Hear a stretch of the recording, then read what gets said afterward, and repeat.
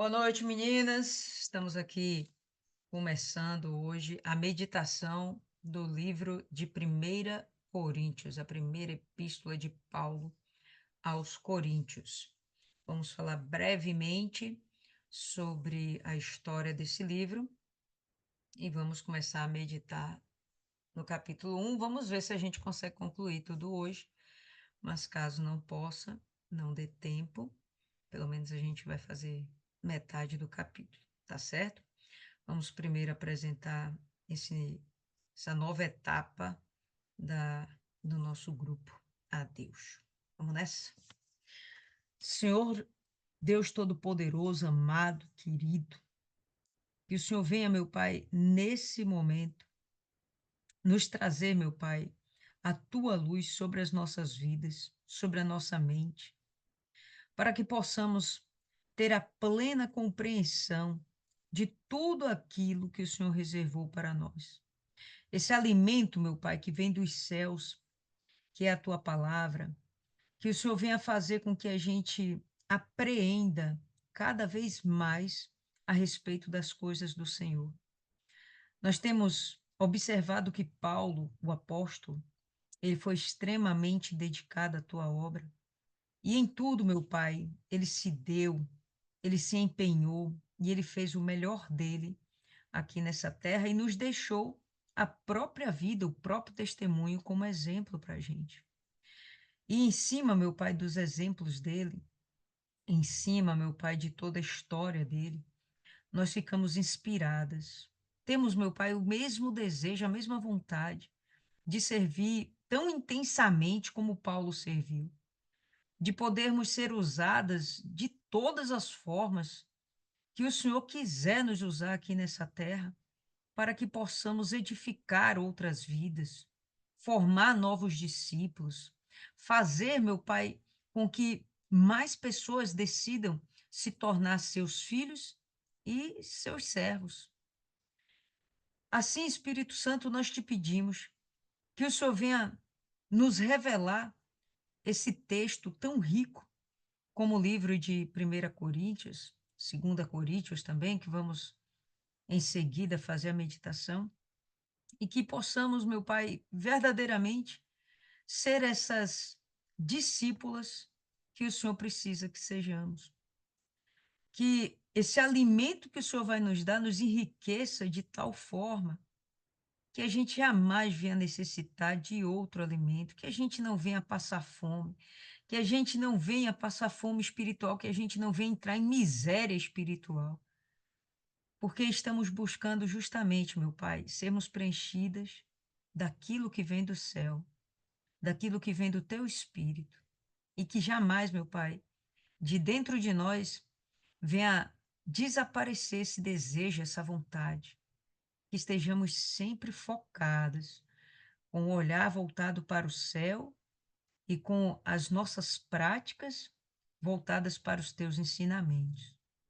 Assim, nós te agradecemos pela oportunidade de estarmos aqui reunidas em uma só fé, em cima da tua palavra. Te agradecemos e te entregamos esse momento. E tudo que for feito, ó Deus, seja para a tua glória.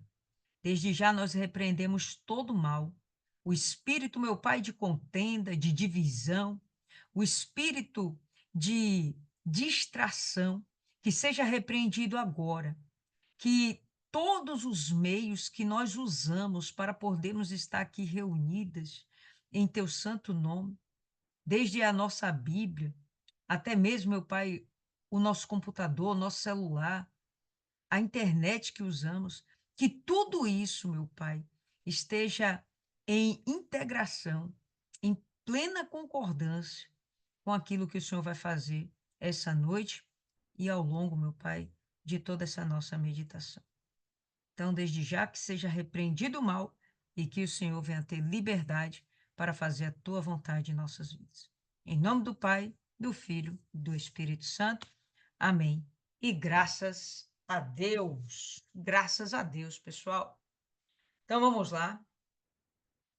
Eu quero primeiro, brevemente, falar com vocês, né, desse momento da vida de Paulo. o momento em que ele decide escrever essa carta aos Coríntios.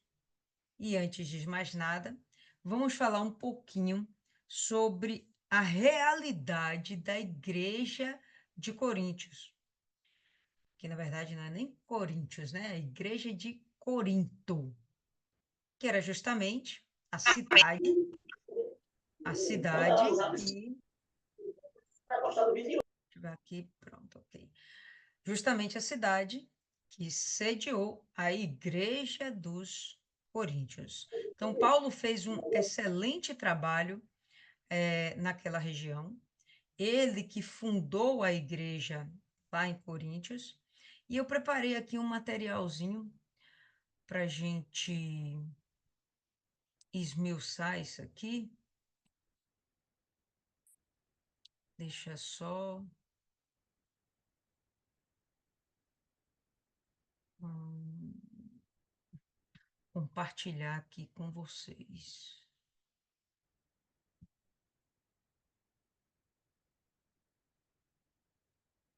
Tá dando aí para todo mundo ver, pessoal? Me dá um feedback aí, pessoal, que eu não estou vendo vocês. Tá dando para ver aí? Compartilhamento? Tá, Pronto, beleza, valeu. Então, tá sim.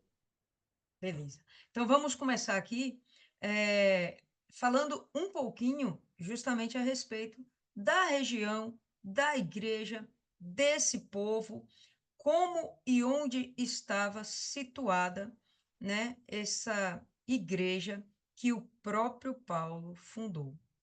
E aqui a gente vai ter uma visão mais geralzona do que era o Império Romano naquela época, na época de Paulo.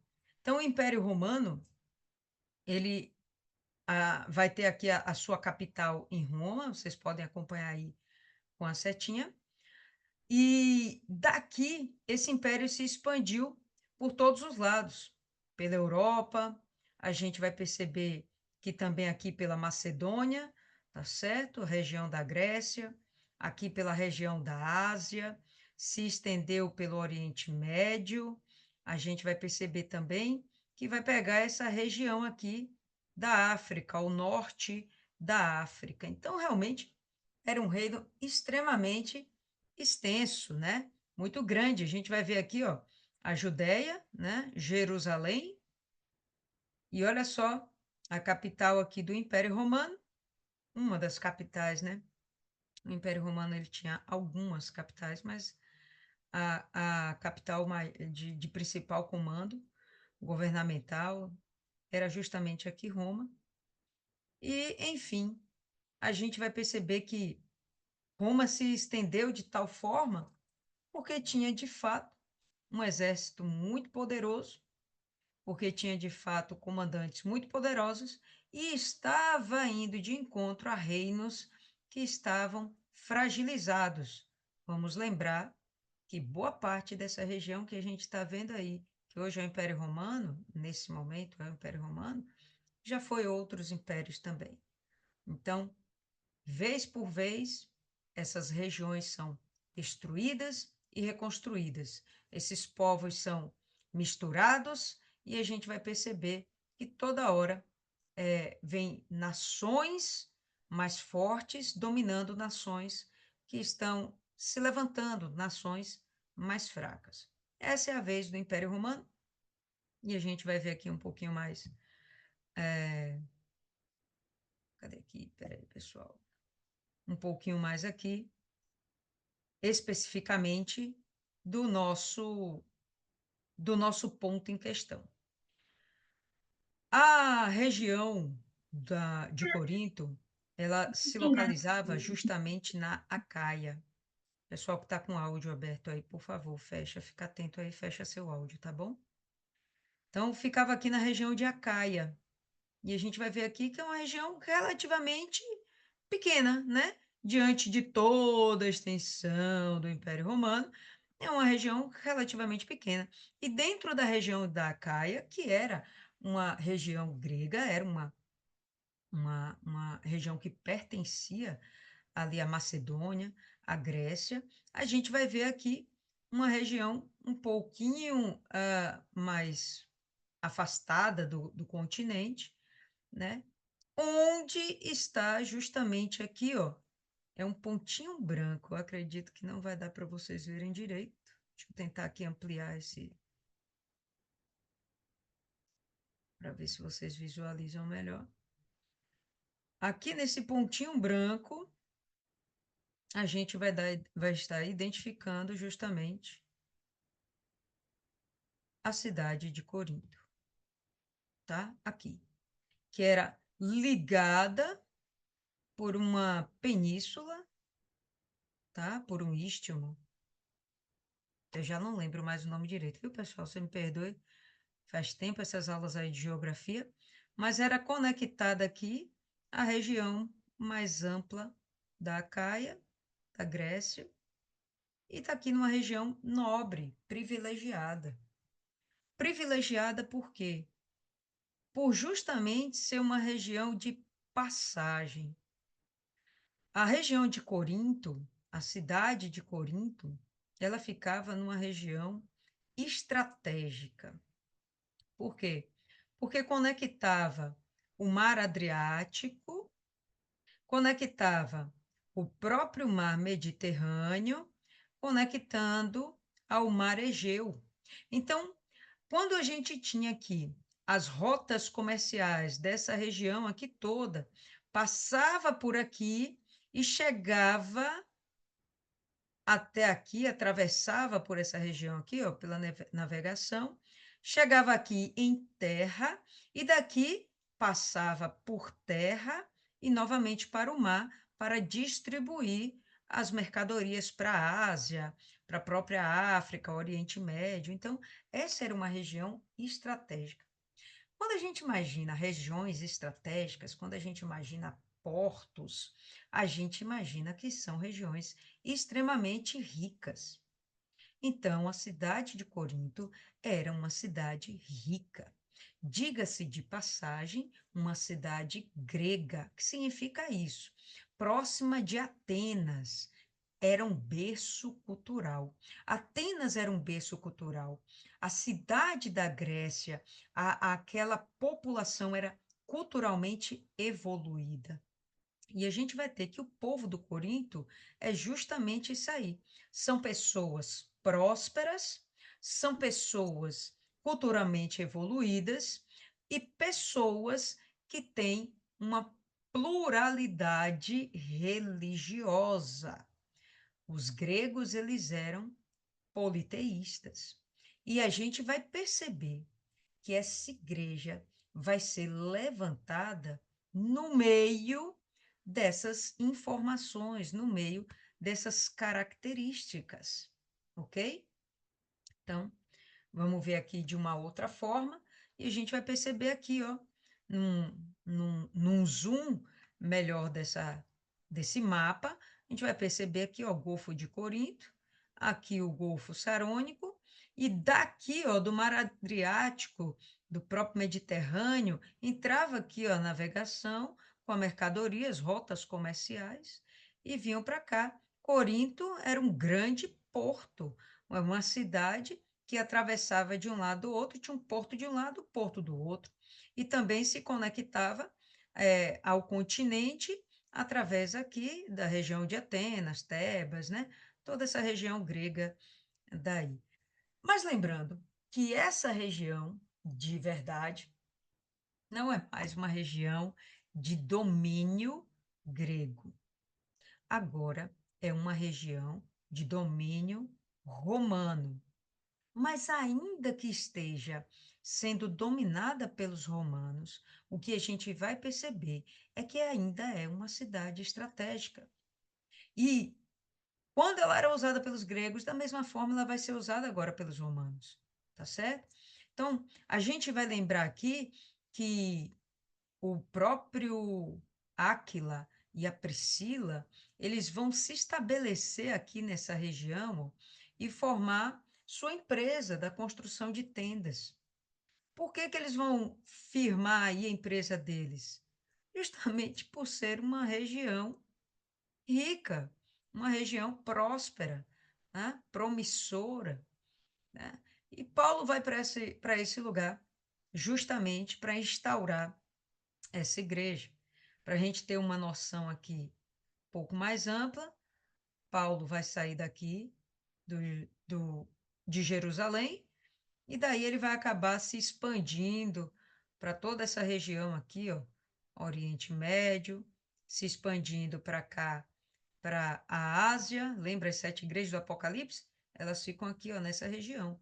E atravessando essa região aqui da Macedônia, ele vem e vai passando por várias cidades e desce então até Corinto, tá certo? Ele vai passar por uma série de cidades até que ele chega em Corinto e funda ali a igreja de Corinto. Nesse mapa, o que a gente vai observar são as intensas rotas comerciais. E perceba como, no final das contas, Corinto é um lugar-chave, tá? É um porto-chave, onde ele vai receber coisas, comércio de todas as regiões, e ele vai também receber para ser distribuída para aqui, para o resto da Europa, como ele vai receber coisas da Europa para distribuir para a Macedônia, para a Ásia, para o Oriente Médio e por aí vai. Então, realmente, uma região nobre, um lugar estratégico, como eu já falei para vocês. E dentro dessa região, a gente vai perceber que a cidade de Corinto era uma cidade extremamente desenvolvida. Lembram que a gente não vê muito no meio dos judeus? Judeus até outro dia morando em tendas? Pois bem, o que a gente vai ver dentro tanto da Grécia como de Roma, essas edificações extremamente elaboradas, né? A gente vai perceber que existe toda uma engenharia, toda uma ciência, né, para a construção das cidades, toda uma evolução tecnológica. E beirando aqui o mar ao fundo, tá certo? Quem está com o áudio aberto aí, eu vou pedir, por favor, para você fechar o seu áudio. Ok, pessoal?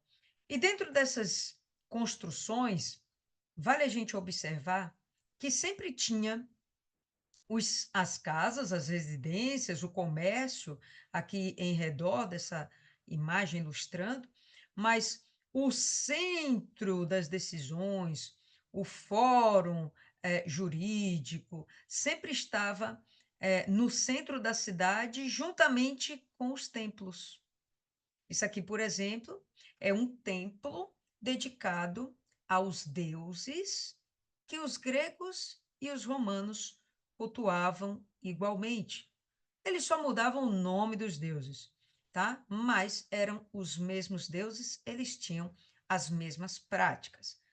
Pega esse entendimento que vocês vão perceber porque que Paulo escreve a carta aos Coríntios.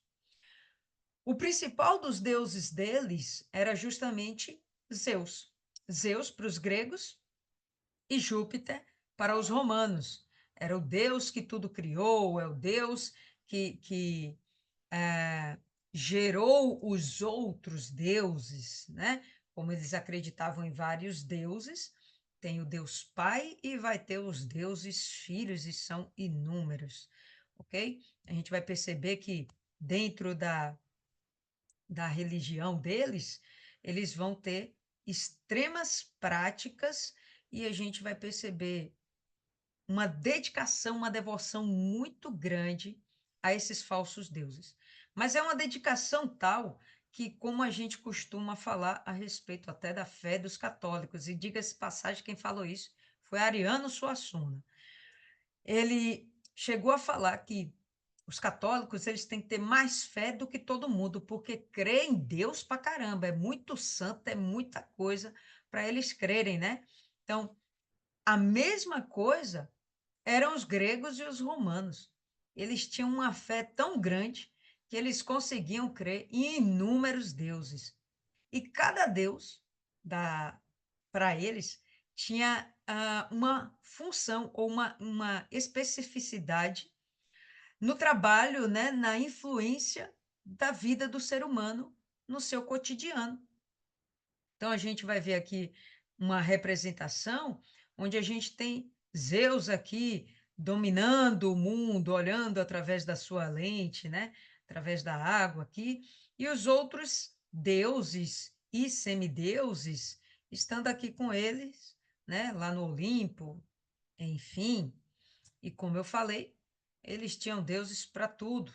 Então, tinha o Deus que cuidava da família, o Deus que era o Deus de todos os deuses, Deus do mar, o Deus do inferno, o Deus da agricultura, Deus do amor, o Deus da guerra. Eles tinham realmente deuses para tudo. E aqui vocês vão ver que a, a similaridade, né, a correlação da adoração dos gregos e dos romanos.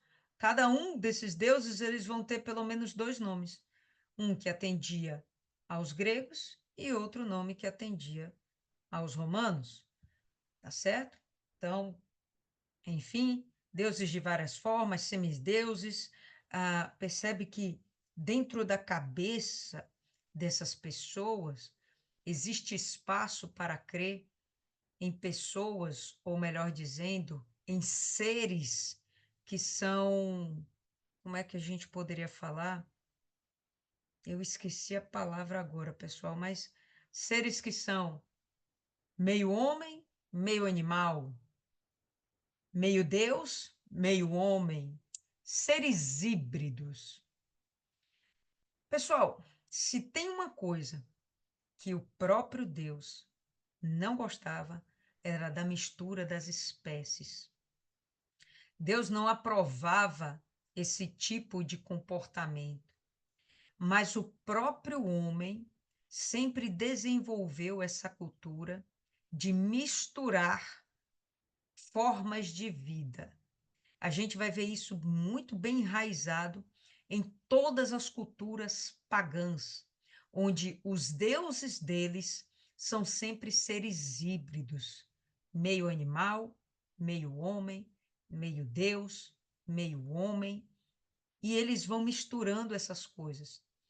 Até nisso, o diabo influenciou para que o homem viesse a adorar tudo aquilo que realmente Deus abomina, tá?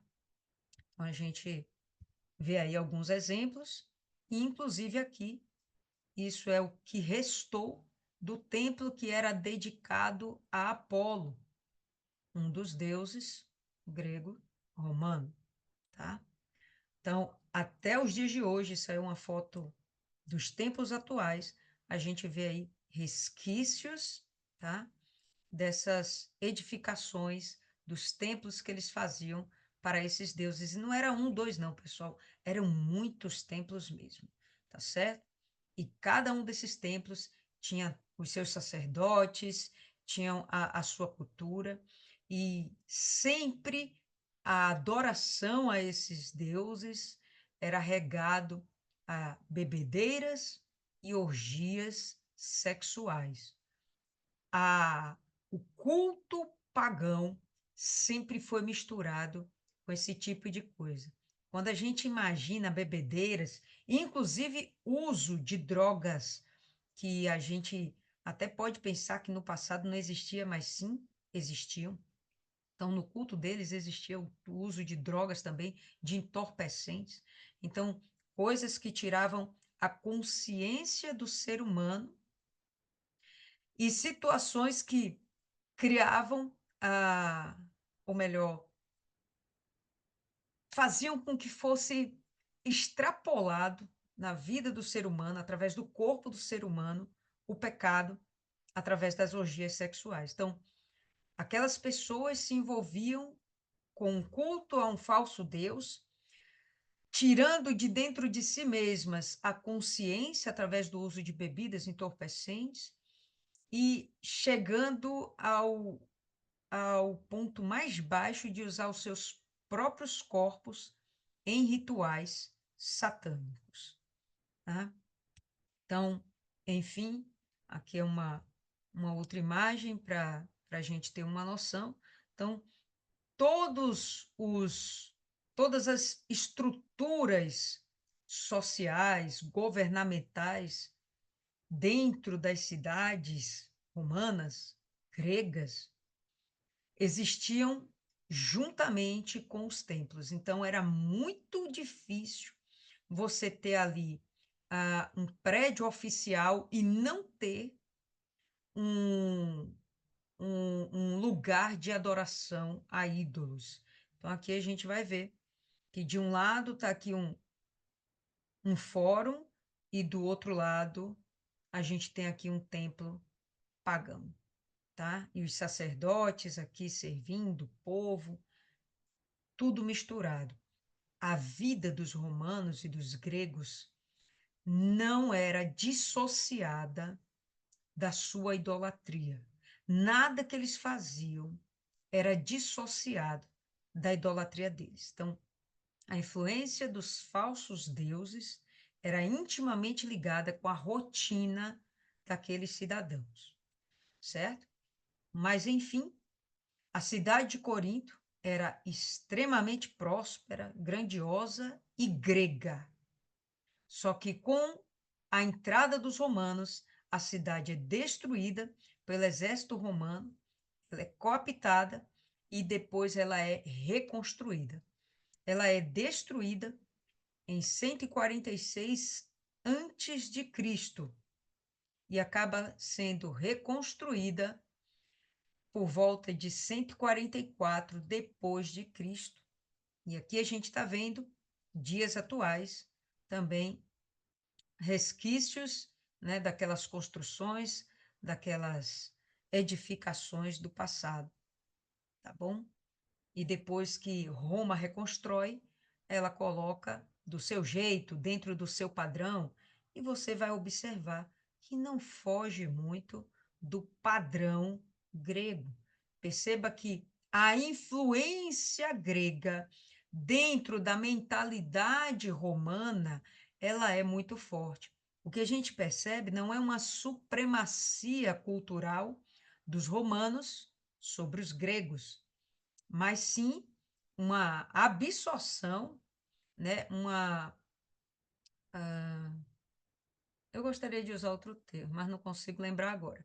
Mas eles se apossam da cultura helenística, da cultura dos gregos.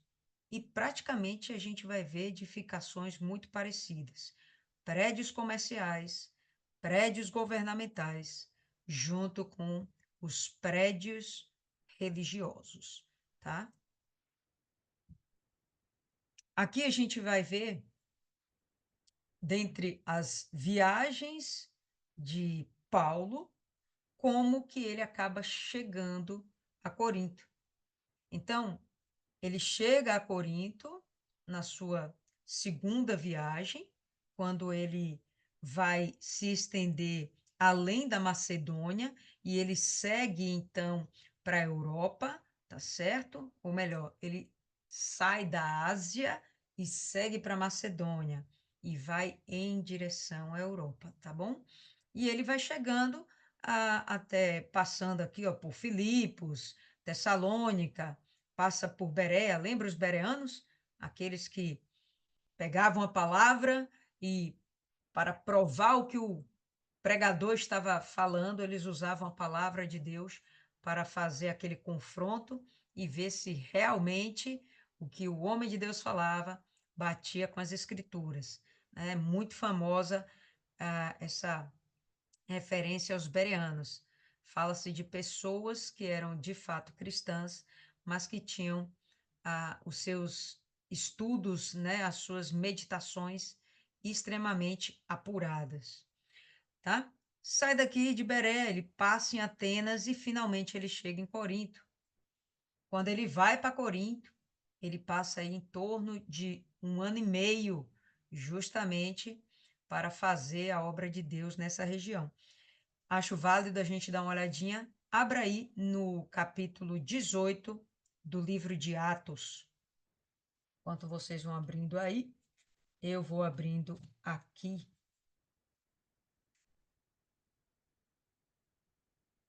Todo mundo abriu aí?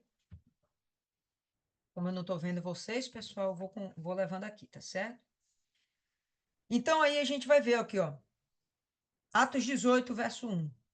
Depois disso, deixando Atenas, Paulo foi a Corinto.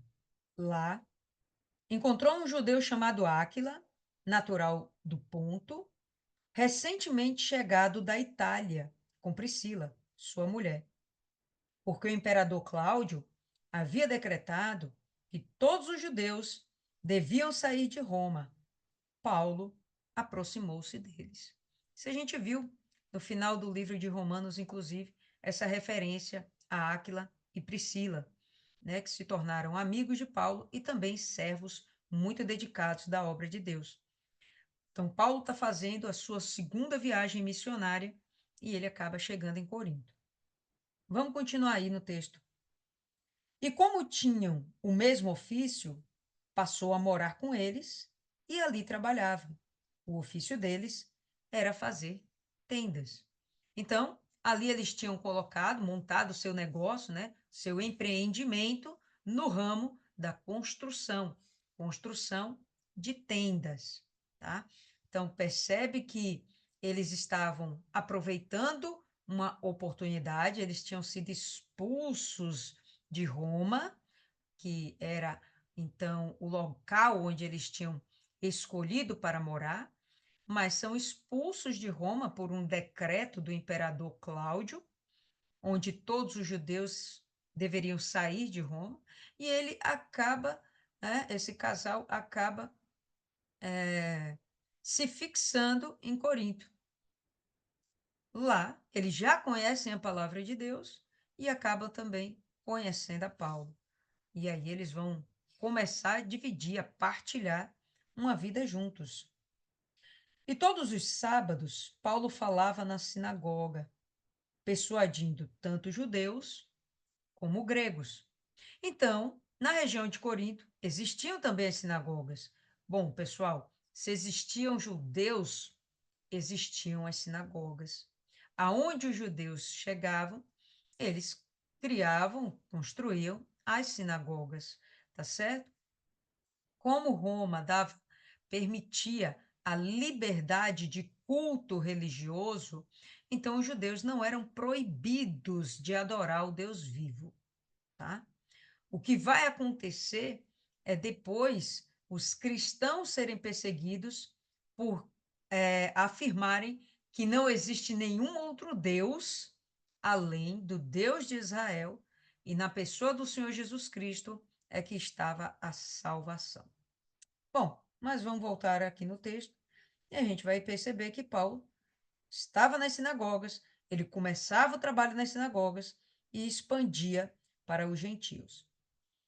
Quando Silas e Timóteo chegaram da Macedônia, Paulo se entregou totalmente à palavra, testemunhando aos judeus que Jesus é o Cristo.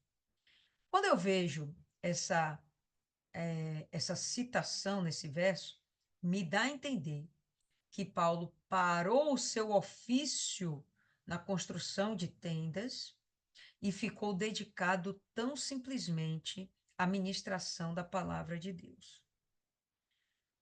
Como eles se opuseram e blasfemaram, Paulo sacudiu as roupas e disse-lhes que o sangue de vocês caia sobre a cabeça de vocês. Eu estou limpo dele e a partir de agora vou para os gentios. Então ele começa o trabalho com os judeus rejeitam a autoridade de Paulo, as palavras de Paulo. Então, Paulo chega, bate os pés de uma forma emblemática, dizendo que, olha, minha missão com vocês foi cumprida, agora eu vou me dedicar aos gentios. Saindo dali, entrou na casa de um homem chamado Tício Justo, que era temente a Deus. A casa dele ficava ao lado da sinagoga.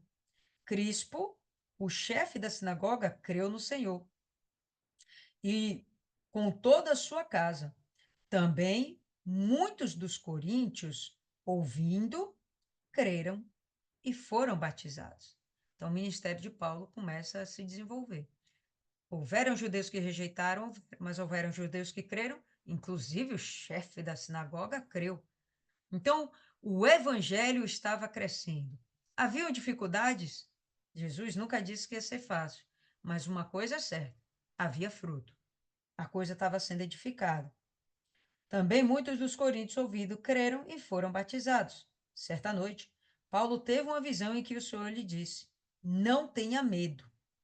Pelo contrário, fale e não fique calado, porque eu estou com você, e ninguém ousará lhe fazer mal, pois tenho muito povo nesta cidade.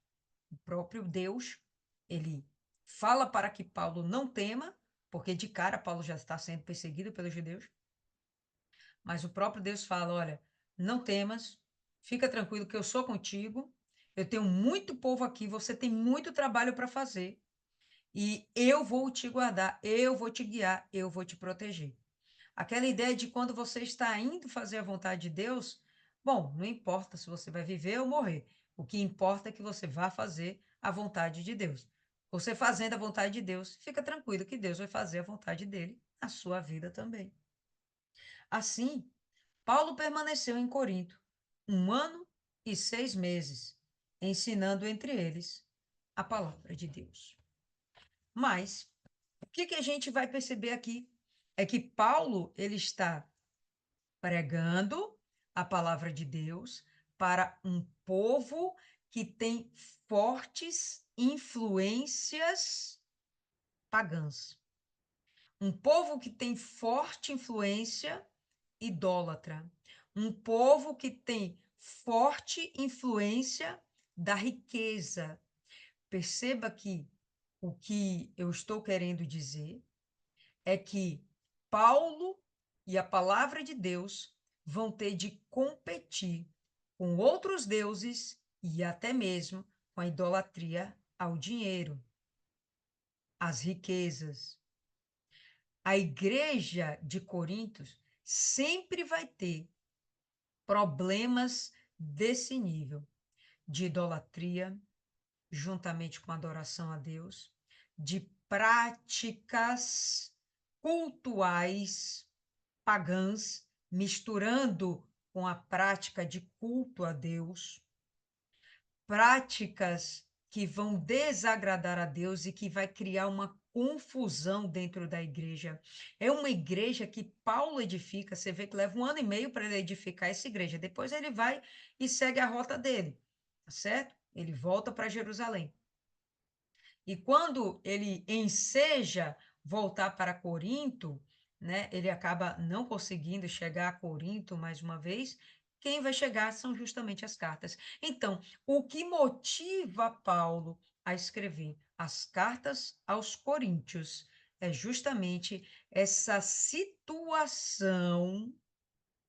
onde um povo abastado, rico, que em princípio não precisa de Deus, está envolvido com uma idolatria. E o povo que é decidido a adorar a Deus acaba fazendo um culto que não é puro nem santo. E aí a gente vai perceber essa essa realidade da igreja daquele momento, tá? A gente vai entender mais sobre isso quando a gente estiver estudando mais a fundo a, a, a carta dos Coríntios. Só para completar, eu gostaria de compartilhar aqui com vocês também o seguinte: ah, o que a gente vai ver nesse momento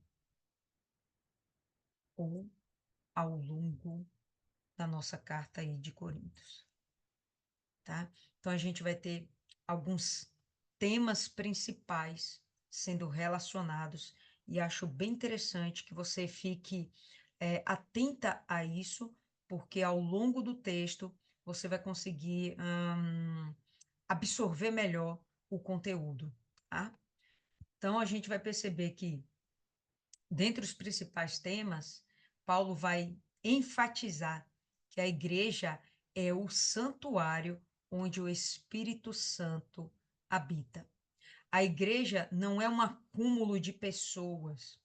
A igreja não é simplesmente pessoas que pensam igual ou que se reúnem em um mesmo lugar. Não, ele vai falar de uma instituição espiritual que é onde o Espírito Santo habita. Não é uma sinagoga, não é a casa de alguém, é de fato um corpo. Ele vai defender essa ideia.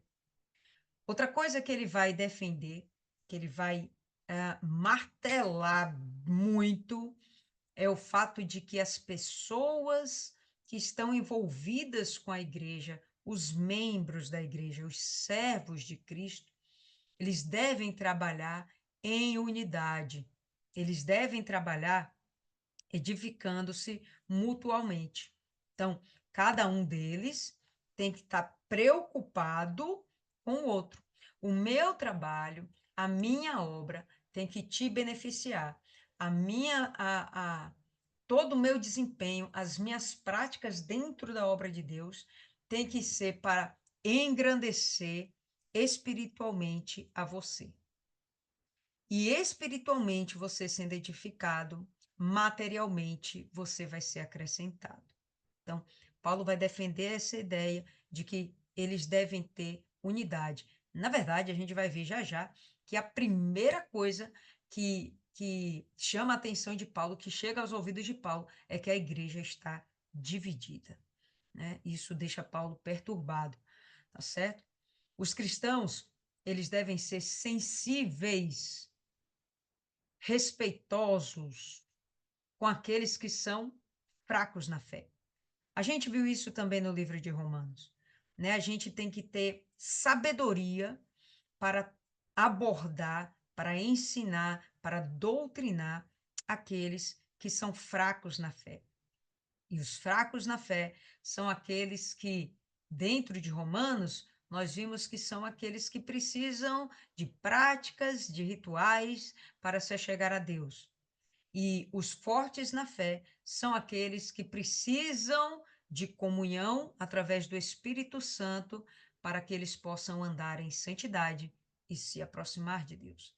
Então, são realmente dois pesos e duas medidas, e os fortes têm que ter sabedoria na hora de trabalhar, na hora de cuidar daqueles que são fracos na fé. Os cristãos, eles devem ganhar os descrentes, os ímpios, os incrédulos, os gentios, respeitando as diferenças culturais. É aquela história do Paulo, quando ele diz que me fiz de fraco para ganhar os fracos, me fiz de tolo para ganhar os tolos, me fiz de tudo para ganhar o máximo possível de pessoas, para ganhar alguns. A intenção é que a gente entre na vibe da pessoa, que a gente entre dentro da cabecinha da pessoa, mas sem necessariamente a gente ser contaminado por aquele tipo de pensamento. Mas, respeitando a cultura dela, vamos falar de verdades que não podem ser escondidas. Tá? A gente vai ver mais disso ao longo do texto. O culto ele deve ser realizado de modo que os descrentes entendam a fé. Sabe aquela história de que o pastor está lá ministrando e ele começa a falar em línguas e ninguém entende aquilo? Então, Paulo defendia de que os dons, eles não deveriam ser usados no culto onde todos estão ali participando, não só os que são firmes na fé, mas também aqueles que são fracos ou aqueles que nem conhecem a fé. Então, o culto tem que ser feito de uma forma que as pessoas entendam a fé. Pronto, entendeu a fé? O resto é consequência. Os dons não devem ser usados no culto para uma exibição pessoal.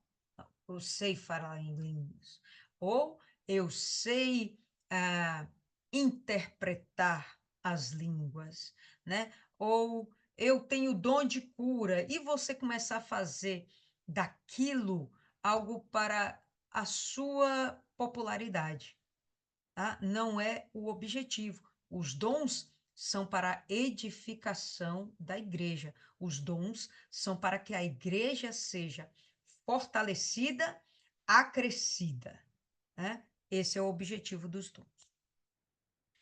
A relação sexual é algo tão profundo entre um homem e uma mulher, e leia-se, um homem e uma mulher, que é comparado à união do cristão com Jesus. Então, Paulo vai fazer essa correlação. O sexo é algo tão puro, é algo tão. É de uma conexão, é algo que conecta, na verdade, um homem e uma mulher, da forma mais profunda que se possa imaginar. Pois bem, é nessa, é nessa mesma pegada a união, a comunhão entre o cristão e Jesus. É como se fosse uma prática de intimidade profunda. E aí ele vai dizer, vai defender que a relação sexual, ela só deve ser realizada entre o homem e a mulher dentro do casamento. Por quê, pessoal? Aquilo que a gente viu há poucos minutos atrás. Era um povo que tinha o hábito de serem promíscuos. Era a identidade daquele povo.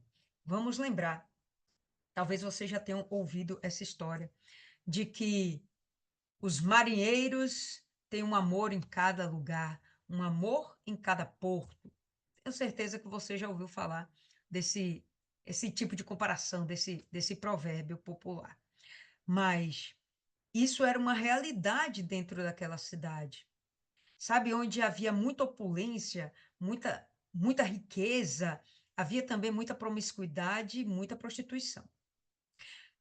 Acrescente a isso os cultos pagãos que era regado a orgias.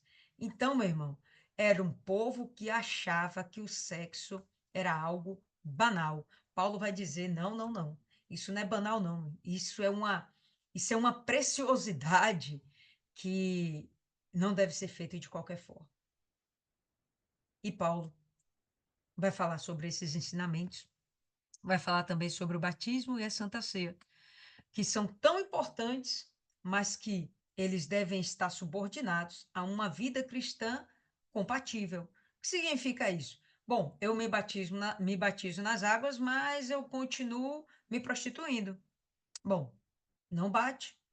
Não, eu tomo a Santa Ceia, mas eu continuo fumando. Ou eu continuo tendo no meu coração uma avareza. Então, as práticas da vida cristã devem ser condizentes com as pessoas que decidiram se batizar nas águas, receber o batismo com o Espírito Santo e poderem participar da Santa Ceia. Então, ele vai dizer que o batismo e a Santa Ceia em si não são de verdade fundamentos da vida cristã. O fundamento da vida cristã está justamente na prática da palavra de Deus.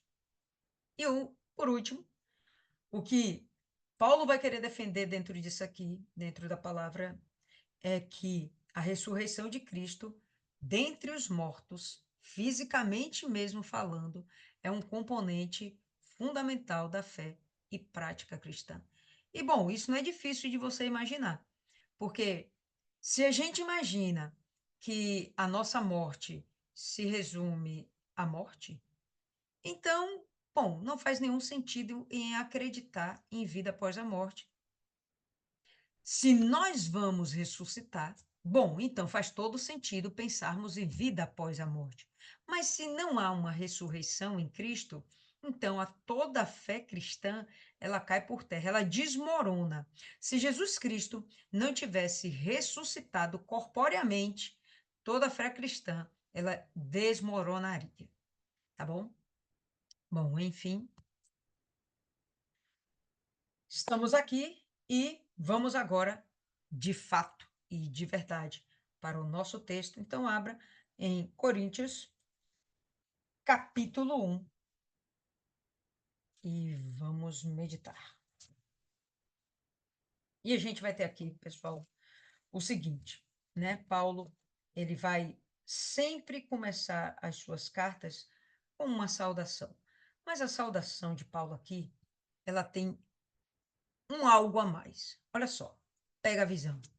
Paulo, chamado pela vontade de Deus para ser apóstolo de Jesus Cristo. Paulo assume a autoria da carta e imediatamente ele assume uma autoridade que lhe foi conferida pelo próprio Deus.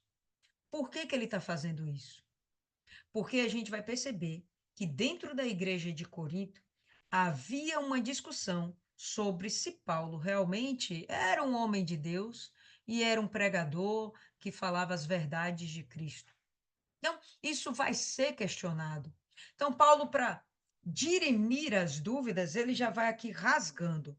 Paulo, chamado pela vontade de Deus, ou seja, ele tem um chamado, não é simplesmente um desejo, mas ele tem um chamado segundo o próprio Deus para receber uma missão. Apóstolo de Cristo, lhe é conferida uma autoridade que sim tem de ser respeitada. E o irmão Sóstenes, mostrando que nunca se está sozinho quando nós estamos falando de obra de Deus. A gente não vai ver Paulo sozinho, Paulo está sempre rodeado de amigos, segundo a fé, filhos, segundo a fé, os nascidos da fé, a igreja, segundo a fé. Ele vai estar sempre rodeado de pessoas assim. E o que o Sóstenes está marcando presença. E ele vai dedicar essa carta a alguém, né? A quem? A igreja de Deus que está em Corinto. Aos santificados em Cristo Jesus, chamados para ser santos, com todos os que em todos os lugares invocam o nome de nosso Senhor Jesus Cristo, Senhor deles e nosso. Então, essa carta é dedicada aos santos de Corinto, mas também a todos aqueles que confiam em Jesus, que dedicam sua vida a Jesus, todos aqueles que são convertidos. Não é só para Corinto, mas estende-se para todos os cristãos. Que a graça e a paz de Deus, nosso Pai, do Senhor Jesus Cristo, estejam com vocês. Então, Paulo ele é muito amistoso, agradável, quando ele começa a sua carta.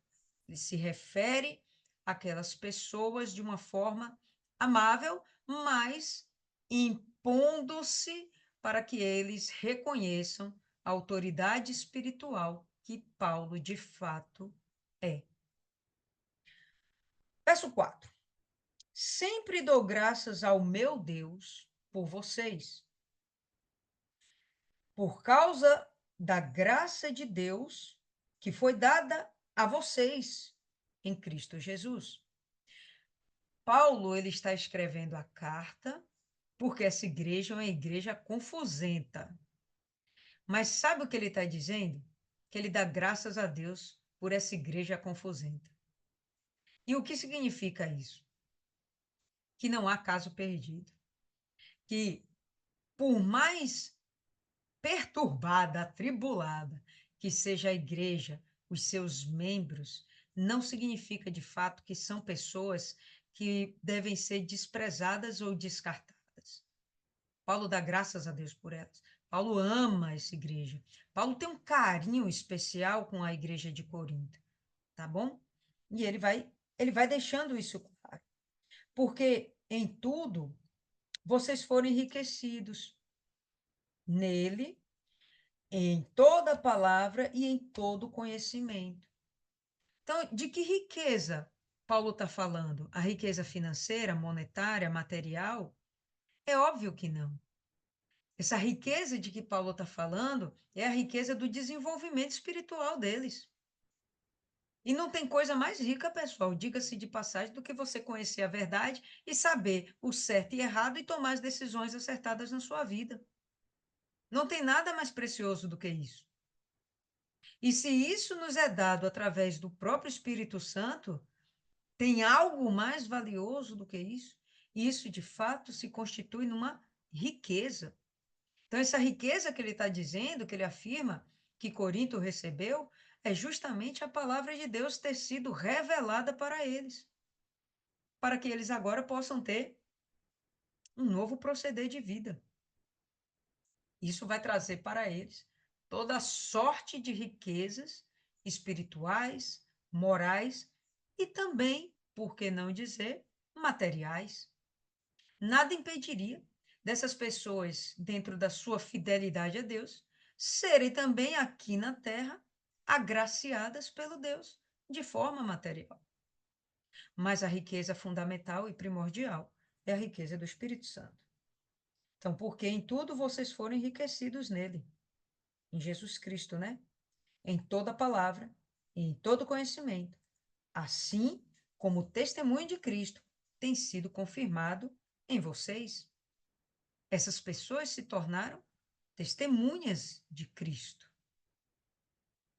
O que Cristo disse que aconteceria, elas agora estão vivenciando e elas se tornam testemunhas de Cristo. De maneira que não lhes falta nenhum dom enquanto aguardam a revelação de nosso Senhor Jesus Cristo. Entende que a riqueza que ele fala de fato é uma riqueza espiritual? Olha só, de maneira que não lhes falta nenhum dom. Paulo vai falar sobre os dons do Espírito, lá pelo capítulo 12, capítulo 13. Os dons de Deus, os dons do Espírito. E ele afirma que dentro da igreja de Corinto não faltava-lhes nenhum dom. Então, havia lá gente que ministrava a palavra, havia gente que tinha o poder de cura, tinha, claro que tudo isso através do Espírito Santo, tinha o poder de exortação, tinha tudo aquilo que, inclusive, vimos dentro do livro de Romanos, né? E a gente vai ver mais esmiuçadamente dentro da carta de 1 aos Coríntios. Ele também os confirmará até o fim, para que vocês sejam irrepreensíveis no dia de nosso Senhor Jesus Cristo. Então, qual a ideia, qual a utilidade dos dons do Espírito? Edificar a igreja de uma forma tal que ela permaneça até a volta do Senhor Jesus. Aí ele vai continuar. O próprio Jesus os confirmará. Lembra que há pouco, antes da gente começar aqui a meditação, eu falei para vocês a respeito dos remanescentes de Deus? Por que que existem os remanescentes de Deus? Porque Deus os confirma, Deus cuida daquelas pessoas que decidem permanecer em Cristo. Ah, não quero permanecer em Cristo. Beleza, você está abrindo mão do zelo de Deus. O problema é seu. Não, eu vou permanecer em Cristo. O próprio Deus te guarda. Para quê? Até o fim, para que vocês sejam irrepreensíveis no dia do nosso Senhor Jesus Cristo. Por que ser irrepreensível? Para que você seja salvo. Para que você tenha um nível de santificação, uma santidade tal que não te impeça, ou melhor, te dê passagem e acesso ao reino de Deus, à salvação da sua alma. Então ele fala que o próprio Espírito Santo enriqueceu essas pessoas com conhecimento, com dons, com capacidades para elas permanecerem até o fim. Beleza, é o que acontece nas nossas vidas nos dias de hoje. O Espírito Santo nos dá as condições necessárias para que a gente permaneça até o fim. E se de repente eu tenho um dom e você não tem esse dom, eu estou aqui para te ajudar.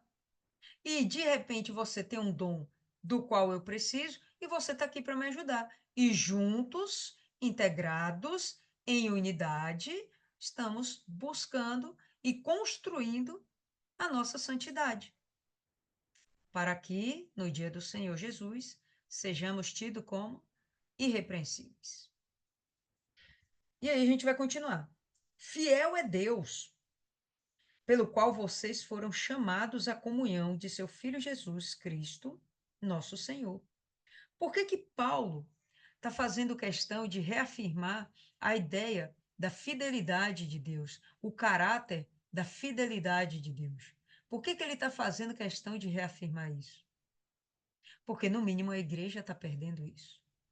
No mínimo, a igreja está perdendo esse entendimento de que fiel é Deus. Se Deus é fiel para salvar, Deus não vai ser fiel para cumprir a sua palavra em todos os sentidos, inclusive para não salvar aqueles que desistiram da fé? Ou aqueles que estão dentro da igreja tumultuando, causando divisão, intriga, contenda, praticando pecado, como se fosse lícito, como se fosse permitido dentro da igreja a prática do pecado, só pelo fato de você estar dentro da igreja? Então, ele está falando do caráter de Deus. Se Deus é fiel para cumprir com as suas promessas, ele é fiel para salvar e ele é fiel também para não salvar. E aí ele vai começar. Irmãos, pelo nome do nosso Senhor Jesus, peço-lhes que todos estejam de acordo naquilo que falam. Se todos estão de acordo naquilo que falam, todos estão em unidade, unânimes, um só corpo, um só pensamento, que é o que sai da boca, uma só fala, uma só retórica, uma só mensagem, uma só verdade. Paulo vai dizer: peço-lhes em nome do Senhor Jesus Cristo. É como se ele tivesse mesmo implorando, né? E que não haja divisões entre vocês. Pelo contrário, que vocês estejam unidos, primeiramente, no mesmo modo de pensar e no mesmo propósito. Caramba, qual é o mesmo modo de pensar? É justamente a mente renovada através do Espírito Santo. A nova criatura, o novo nascimento. Uma nova mente que é dada pelo Espírito. E em seguida ele diz, no mesmo propósito, qual é o propósito da igreja? Qual é o propósito daquele que foi salvo? Todo mundo sabe aqui na ponta da língua, salvar. Qual o propósito do salvo? Salvar a si mesmo e ao seu próximo. Estando todos em unidade, todos estarão cuidando da salvação uns dos outros e preocupados com a salvação dos demais. Assim, a igreja andando em unidade, ela cresce sólida, forte. Quem poderá abalar os alicerces da igreja? Só se a igreja andar dividida. E aí, uma casa dividida não subsiste. E Paulo já começa de cara dando essa reprimenda. Então, primeiro ele fala, eu sou uma autoridade espiritual. Segundo, ele fala, vocês têm um propósito em Cristo. Jesus revelou para vocês a verdade da salvação. Terceiro, ele vai começar a exortação. Vocês têm que andar em unidade, porque vocês receberam uma riqueza que não tem como mensurar, não tem como medir, não tem como ponderar aquilo que lhes foi confiado. Para vocês agora andarem em divisão, então ele já começa logo mostrando que a igreja está com sérios problemas. Imagina uma igreja dividida. Gente, hoje podemos imaginar denominações. Não vou nem falar da Igreja Corpo de Cristo. Eu vou falar das inúmeras denominações que nós temos ao redor do mundo. E a gente percebe que dentro da maioria das denominações existem divisões. E todas essas igrejas onde há divisão, quando ela não desaparece, ela enfraquece. E na sua cabeça aí você pode lembrar algumas, entendeu? Não vou citar aqui, mas sim, a gente percebe que denominações hoje em dia estão sendo destruídas por causa da divisão do corpo da igreja, né? Então, vamos ampliar esse conceito para o corpo de Cristo. Se há uma divisão, vai ter problema. Só que o corpo é de Cristo, meu amigo. O problema vai ser eliminado, não vai permanecer. Quem fica no corpo é quem está bem ajustado, é quem se submeteu à vontade de Cristo, ao modus operandi que Deus determinou, que Cristo determinou. Ah, não, não quero me submeter a isso. Você vai ser expurgado. Por quem? Pelo pastor? Não, é pelo próprio Espírito Santo, porque o corpo é de Cristo. O corpo não é da igreja e instituição. O corpo é de Cristo. Se não estiver bem ajustado, vai ser expurgado. E aí ele vai continuar. Pelo contrário, que vocês sejam unidos no mesmo modo de pensar e no mesmo propósito. Pois, meus irmãos, fui informado a respeito de vocês por alguns membros da casa de Chloe de que há brigas entre vocês. Então, a casa de Chloe provavelmente era um grande núcleo, era a sede de uma igreja, vamos dizer assim. E lá dentro, as pessoas estavam contendendo entre si. A respeito de quê? De um monte de coisa que a gente vai falar. Mas ele exorta: vocês não podem andar divididos. Então, as pessoas acabaram provavelmente escrevendo a carta ou enviando alguém para fazer chegar essa mensagem a Paulo. Por que fazer chegar essa mensagem a Paulo? Por que fazer chegar o entendimento de que a igreja estava com problemas em Corinto? Porque foi Paulo que fundou essa igreja. Onde é que Paulo recebe essa mensagem? Atualmente, nesse momento aqui, Paulo estava em Éfeso, na sua terceira viagem missionária. E provavelmente no fim da sua estadia em Éfeso. Ele recebe essa notícia lá e ele fica extremamente preocupado. Ele tem vontade de ir em Corinto, mas ele, bom, enfim, não consegue, não há a oportunidade para que ele vá para lá. Então ele escreve a carta, ele faz chegar ao conhecimento da igreja de Corinto a sua exortação, a sua disciplina, tá certo? Através da carta. E aí ele vai dizer: há brigas entre vocês. Refiro-me ao fato de cada um de vocês dizer: eu sou de Paulo, eu sou de Apolo, eu sou de Cefas, eu sou de Cristo. Então, Paulo é o fundador da igreja, Apolo foi um daqueles que o próprio Áquila e a Priscila cuidaram para que ele fosse fortalecido na fé, e Apolo continua firmes com eles, fazendo a vontade de Deus em Corinto. Então é como se Paulo funda e aí Apolo toma conta e ele continua lá cuidando das coisas, juntamente com Áquila, juntamente com Priscila.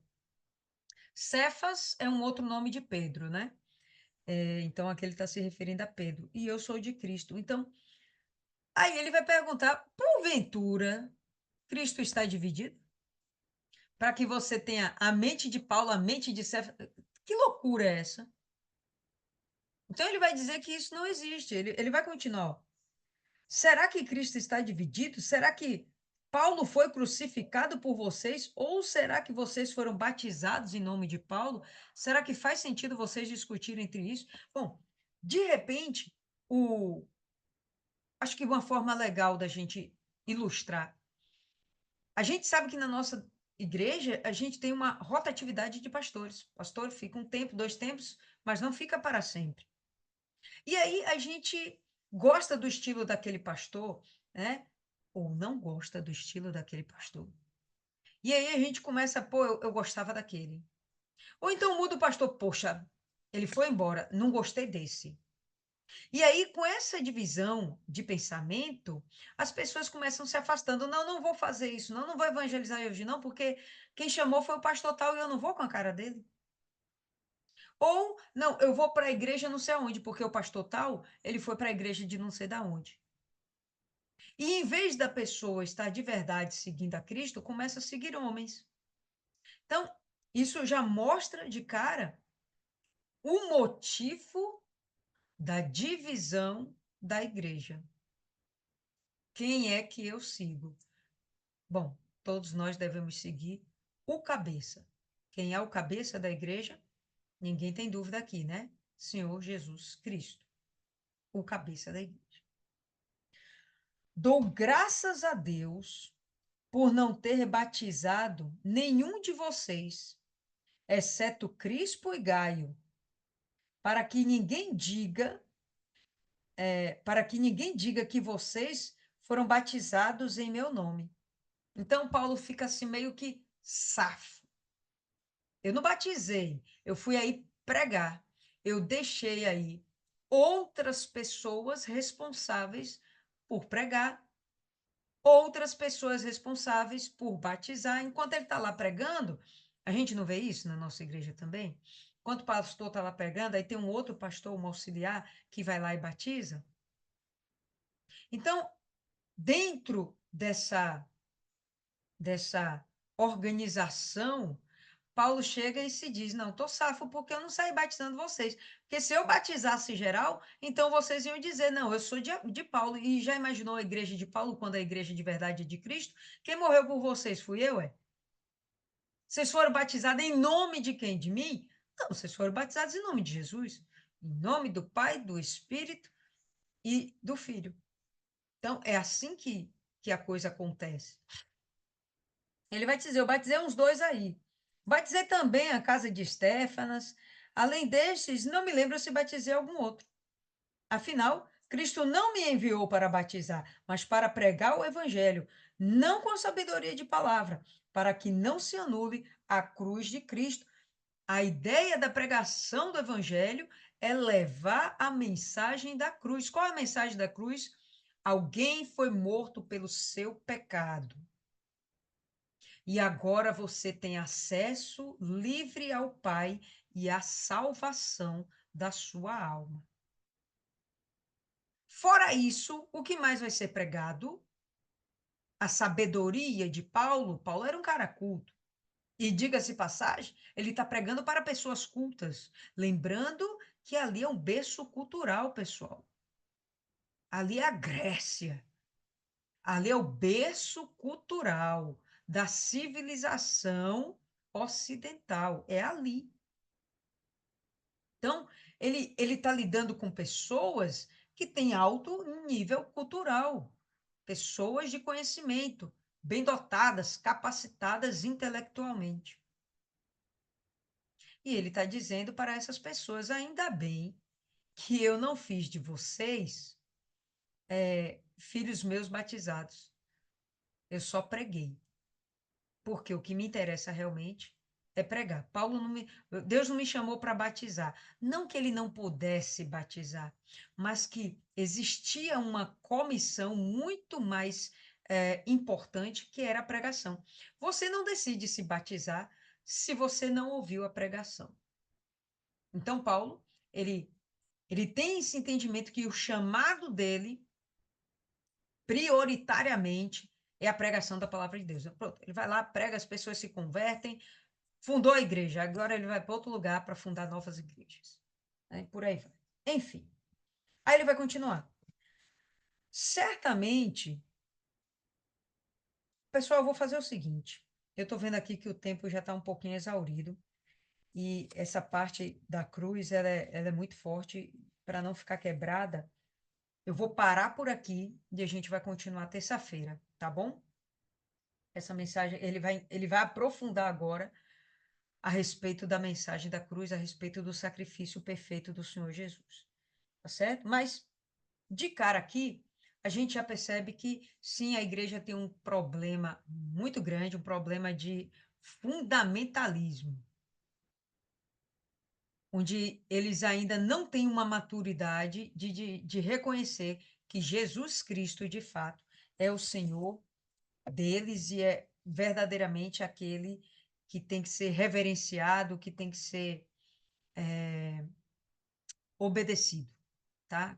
Que tem que ser seguido, é Cristo. O resto é instrumento, né? Nós, hoje, somos instrumentos, né? Eu falei há pouco, pô, eu fiquei muito feliz hoje de estar vendo duas pessoas que, de alguma forma, eu ajudei e que elas hoje foram consagradas. Uma foi levantada obreiro e outra foi levantada colaboradora. Então, eu estava muito feliz com aquilo ali, tá? Pessoas que a gente indicou para que estivesse exercendo o ministério como obreiro, pessoas que a gente indicou, eu fico feliz. Mas elas são de Lília, né? Ah, o obreiro foi. Aquele obreiro é de Lília. Nunca, né? Jamais vai ser assim. O obreiro é de Cristo, o servo é de Cristo. Eu fui um instrumento para levá-las a essa graduação espiritual, vamos dizer assim. Mas, de fato e de verdade, o dono da obra é o próprio Cristo na pessoa do Espírito Santo. Rapidamente, vou pedir só para vocês falarem alguma coisinha. A gente tem 4 minutinhos aqui.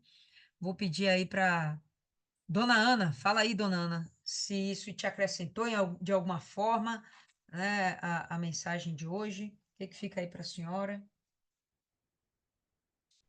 Boa noite. Boa.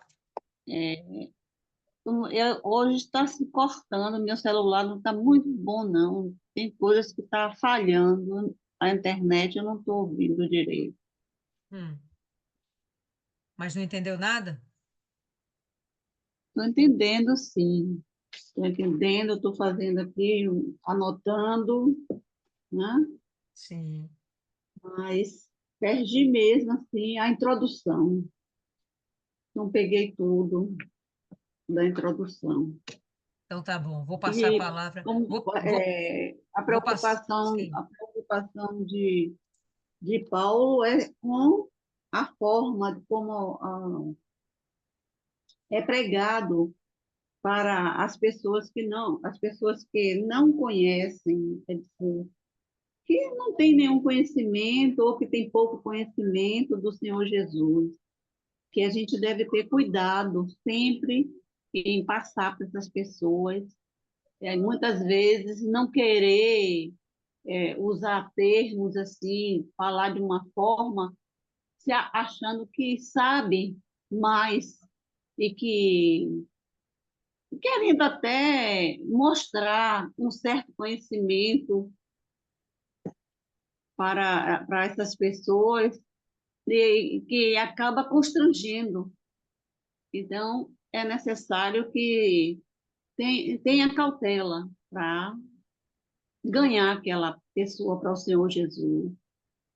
Esse é o cuidado que eu observo que Paulo sempre teve e que ele vem sempre nos alertando. Pronto, sim, senhora. Então, a senhora entendeu aí direitinho, sim. Pronto, vou passar a palavra agora para a Lívia, que ela está acordada ainda. Graças a Deus. É muito parecido com o que a dona Ana falou, referente a essa preocupação de Paulo, né, no versículo que ele fala que ele não vai falar sobre a sabedoria dele. A palavra de Deus ela é muito direta e ela é simples. É a salvação por meio do Senhor Jesus Cristo. E às vezes não tem muito o que as pessoas não tem muito o que enfeitar, não tem muito o que falar palavras eloquentes. E para a gente alcançar aquela alma necessitada de Deus, não é a sua sabedoria aquilo que a pessoa sabe, e sim o que o Espírito Santo vai passar naquele momento. E assim, tipo assim, a igreja, né? estava assim dividida, as pessoas brigando, de certa forma não respeitando, tipo, é a questão aquela coisa do respeitar a fé e tal. Então, assim, muito interessante, assim, foi basicamente isso que eu peguei dessa introdução e tal. E vamos para frente. A cidade, né? Por ser muito rica, ser um ponto comercial, eu até entendo também acredito que a cabeça dura das pessoas, assim, para entender, porque pessoas bem afeiçoadas, pessoas que tinham poder aquisitivo, então, assim, geralmente esse tipo de pessoa é uma pessoa mais difícil de você conseguir se relacionar. Ela tem uma dificuldade de receber uma sugestão, porque ela já acha que ela sabe muito. Então, por isso também enxergo a dificuldade entre eles mesmos, de tipo assim, isso aqui é certo, não, mas isso aqui é certo. Então, esse atrito é compreensível, assim, por conta do tipo de pessoa que a gente está falando. Foi muito importante a cena dessa introdução, porque fica claro, assim, a preocupação, por que que Paulo estava preocupado. Foi basicamente isso, assim, que eu peguei. Beleza. E aí, inclusive, acrescentando aí o que Lívia está falando, a gente vai perceber que essas pessoas, pessoal, são extremamente individualistas. Uma igreja, quando ela se divide desse, qualquer coisa que se divida, qualquer coisa, um casamento que é dissolvido. Por quê? Porque eles ficaram individualistas. Né? O casal parou de olhar um para o outro, o marido só olhou para si, a mulher olhou só para si. Se tornaram individualistas. Mesma coisa dentro do seu, de repente, do seu trabalho, sua faculdade, sua escola. Quando você vê a pessoa lá separada, individualista. E a gente está vendo isso aqui dentro da igreja. A mesma coisa dentro da igreja de Corinto. O individualismo. Por quê? Justamente porque essas pessoas se acham autossuficientes. Não, não preciso de nada nem de ninguém. Eu me dou conta. E eu quero acreditar assim, porque assim me satisfaz. Mas não é para acreditar E assim. É simplesmente para acreditar do jeito que tem que acreditar. É para seguir a palavra de Deus do jeito que tem que seguir. É para obedecer do jeito que Jesus mandou obedecer. E, Dona Lília, fale, eu só queria falar só mais uma coisinha. Paulo, quando a questão que tem a parte que ele fala, eu sou de Paulo, eu sou de não sei quem, enfim. Faz também, agora que me veio assim, entender o fato de que a gente não deve se achar nada, porque somos meros instrumentos na mão do Senhor. E, tipo assim, a gente não sabe? Eu gosto muito de ter um bispo que eu lembro de uma pregação dele que eu assisti até por uma plataforma. E ele fez assim, ficou muito marcado para mim ele, meu Deus, usa a minha boca, e se não fosse eu, o senhor usaria quem o senhor quisesse. Tipo assim, muito direto assim. Então, é sobre também a gente não ter cuidado, porque às vezes a gente pode se encher da gente mesmo, sabe? Na hora de até falar para outra pessoa e tal. Nunca achar que às vezes algo muito coerente que a gente falou veio da gente. Como uma vez a senhora mesmo disse, tem horas que Deus usa a gente que a gente ou esquece, nem lembra o que foi que a gente falou, ou então fica e a gente nem entende como a gente falou, e é sobre não se engrandecer com essas coisas. perfeito, perfeito, pessoal. Então, por hoje a gente vai encerrar por aqui. Vou pedir aí para Isis fazer a oração final. Pode ser, Isis? Pode sim. Estão me ouvindo bem? Sim, senhora. Sim, meu Deus e eterno Pai, Pai misericordioso, bondoso, obrigada, Senhor. Obrigada, meu Deus, por mais essa oportunidade de ouvir da tua palavra, de aprender mais, Pai. Nesse momento intermédio do teu servo, obrigada, Senhor. Guarda cada uma de nós, a nossa casa, a nossa família. Eu oro por aqueles que estão nesse momento no leito de hospital, Senhor. Envia a cura, meu Pai. Manda o anjo de cura. Envia a cura para que essas pessoas possam ter testemunho, Senhor, de que o Senhor é Deus, que o Senhor salva, que o Senhor cura, de que o Senhor basta para todas as nossas necessidades, Senhor. Nos dá um dia de amanhã de paz, de vitória, um dia na tua presença, um dia cheio da tua graça, te louvando e te agradecendo. É isso que eu te peço e te agradeço, já com a certeza da vitória. Amém. Então é isso aí, pessoal. Deus abençoe todas vocês e a gente se reencontra na terça-feira, finalizando o capítulo, tá bom? Deus abençoe.